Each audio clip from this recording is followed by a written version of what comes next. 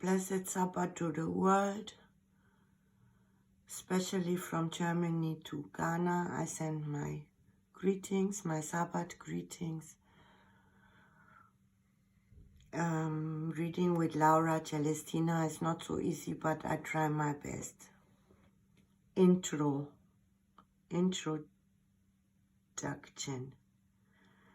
Freedom, Het Soul, Savaba, Uhuru, Freiheit.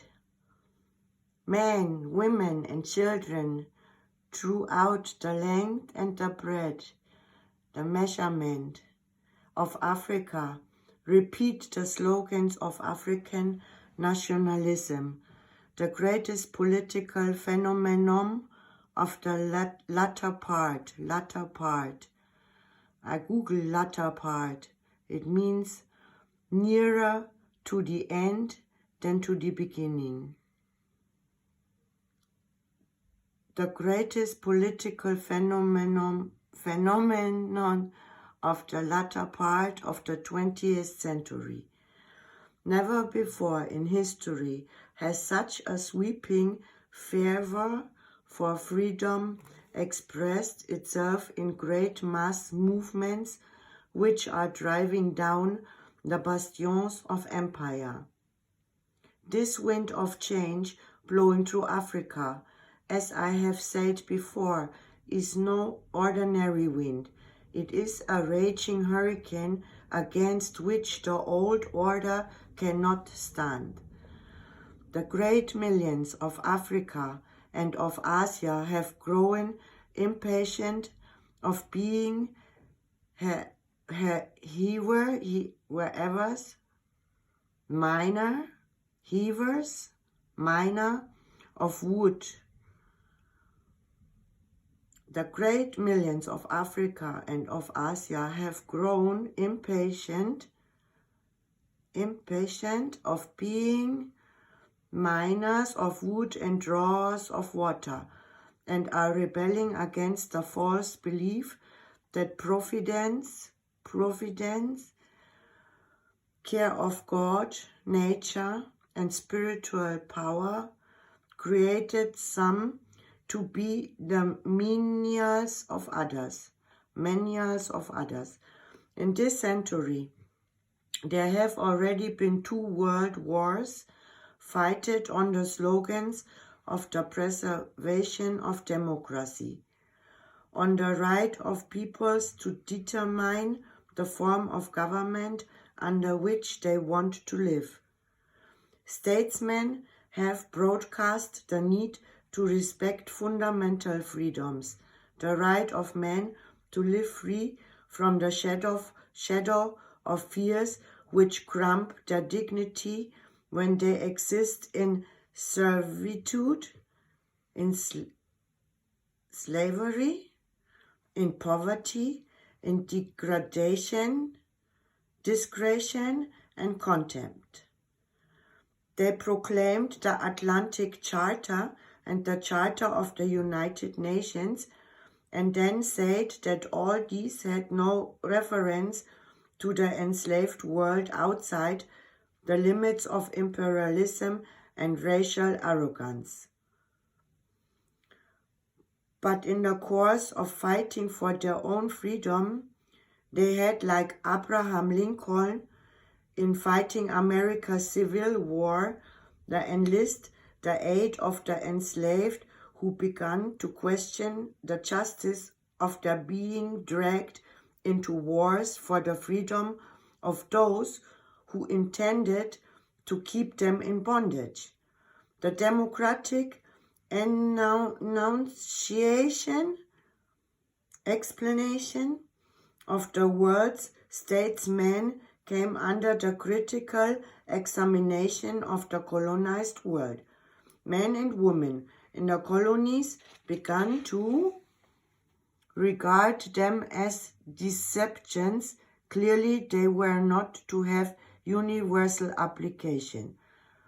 The realization was breaking upon then fast, big, giant world of subject peoples that freedom is as much the inalienable rights as it is of those who had set themselves over them on the pretext of bringing them Christian light and civilization. The ideas of freedom and democracy which the Western world was busily pronouncing to engage support for their cause, were being eagerly absorbed by those to whom freedom had been most strenuously energetic denied. A boomerang to those who broadcast them, and dangerous in those to whom they were not intended to apply. They were feeding their will to freedom in the overseas area of the world where their meaning was most deeply felt and accepted. Oh my God. A boomerang to those who broadcast them, and dangerous in those to whom they were not intended to apply. They were feeding the will to freedom in the overseas area of the world where their meaning was most deeply felt and accepted. Turned by the nationalist leaders to the interests of the struggle for political emancipation, they have helped to foment the revolt of the majority of the world's inhabitants against their oppressors.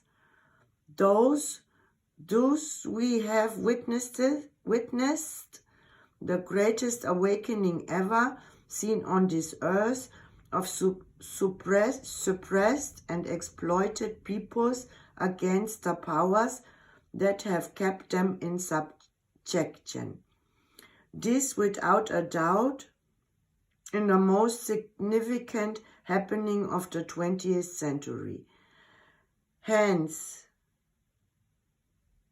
consequence, the 20th century has become the century of colonial emancipation, the century of continuing revolution which must finally witness the total liberation of Africa from colonial rule and imperialist exploitation.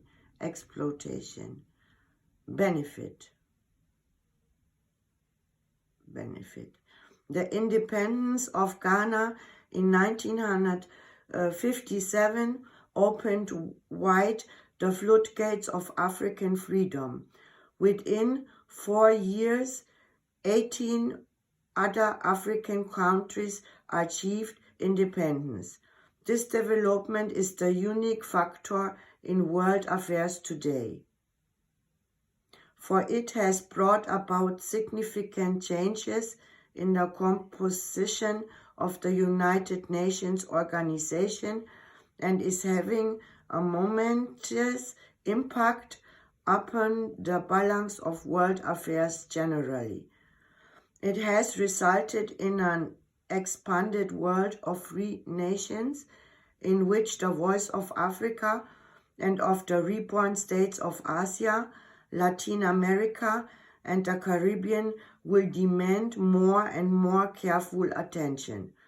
This expanding world of free African nations is the climax of the conscious, the knowledge, and the determined next step struggle of the African peoples to throw off the yoke of imperialism, and it is transforming the continent. Not all the ramparts of colonialism have yet fallen. Ramparts, bastions. Some still stand, though showing gaping rents from the stormy once lives.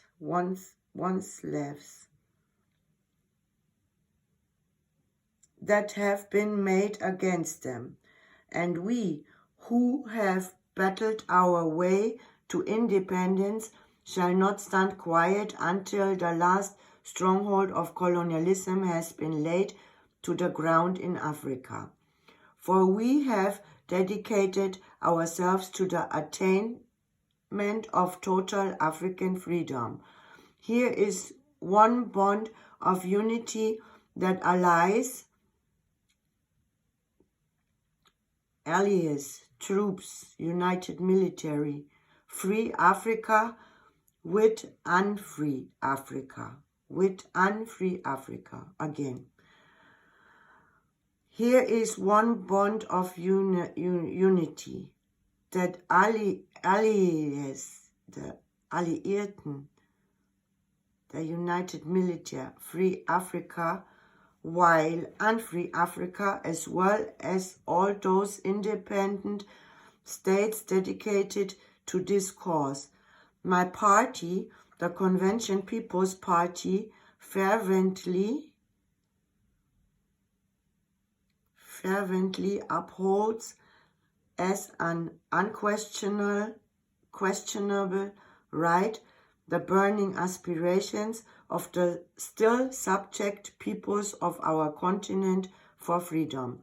Since our inception, we have raised as a cardinal policy the total emancipation of Africa from colonialism in all its forms.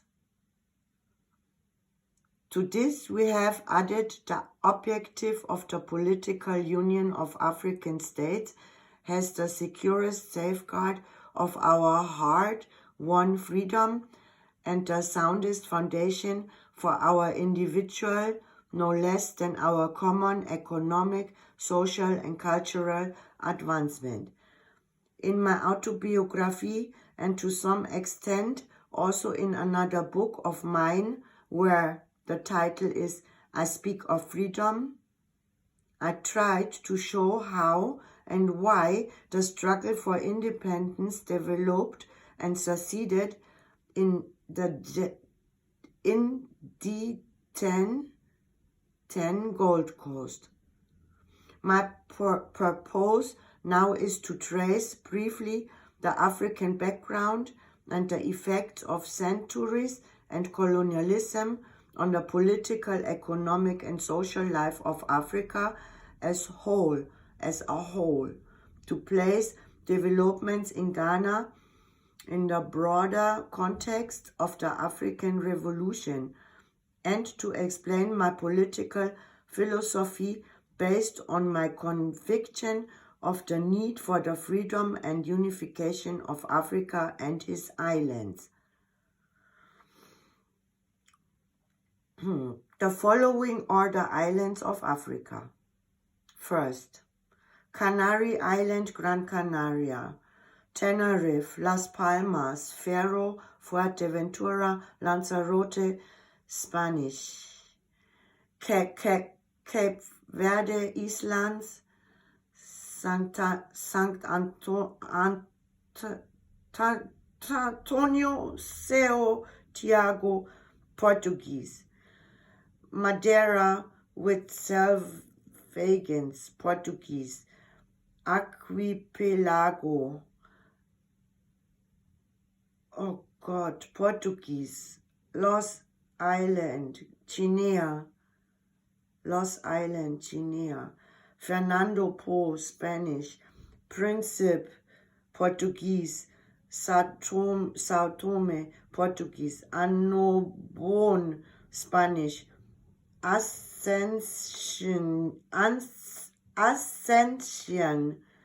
British, St. Helena, British, Tristan da Cunha with Gotch, British, Prince Edward and Marion, South Africa, Malagasy, independent, Basas da India, French, Europe, French, de la Réunion, French, Mauritius, British, Rodriguez, British, Archipel de Comores, Grand Comore, Moheli, Anchuan, Mashot, Bantukises, Gloriouses, French, Seychelles, Bird, Dennis, Silhouette, Praslin, Mahe, Platte, Amirante, Desbrochen, Bichoutour, Alphonse, St. Francis, Coetive, Aldabra, Assumption, Cosmoledo, Astove, Providence, St. Pierre, Surf, Farquhar, Agalega, British, Socotra, British, Dahalach, Shebir, Ethiopian, Zanzibar, British, Pema, British, Mafia, British. Oh my God. Let me make a break and we're going to continue with the intro.